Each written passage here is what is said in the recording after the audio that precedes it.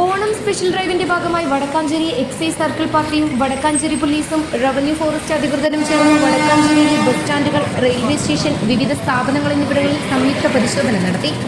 പലയിടത്തും വാഹന പരിശോധനയും ഉണ്ടായിരുന്നു.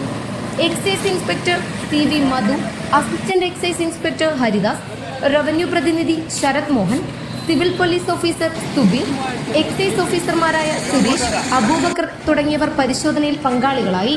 ഓണക്കാലവുമായി ബന്ധപ്പെട്ടിട്ട് ഗവൺമെൻറ് എക്സൈസ് കമ്മീഷണറുടെയും അതുപോലെ തന്നെ തൃശ്ശൂർ ജില്ലാ കളക്ടറുടെയും നേതൃത്വത്തിൽ വിവിധ ഭാഗങ്ങളിലായിട്ട് ഈ സംയുക്ത പരിശോധന നടത്തിക്കൊണ്ടിരിക്കുകയാണ്. എക്സൈസ്, പോലീസ്, റവന്യൂ വകുപ്പ്, ഫോറസ്റ്റ് എന്നീ വകുപ്പുകളുമായിട്ട് നമ്മൾ റെയിൽവേ സ്റ്റേഷൻ, വാഹന പരിശോധന, അതുപോലെ തന്നെ ബസ് സ്റ്റാൻഡുകൾ പല സമയങ്ങളിലായി നടത്തുന്നുണ്ട്. അതിൻ്റെ ഭാഗമായിട്ട് ഇന്നിപ്പോൾ വടക്കാഞ്ചേരി മേഖലയിൽ എക്സൈസ് സർക്കിൾ ഓഫീസിൻ്റെ നേതൃത്വത്തിലാണ് നടത്തിക്കൊണ്ടിരിക്കുന്ന വാഹന പരിശോധനകൾ ഇവിടെ നടന്നുകൊണ്ടിരിക്കുന്നത്.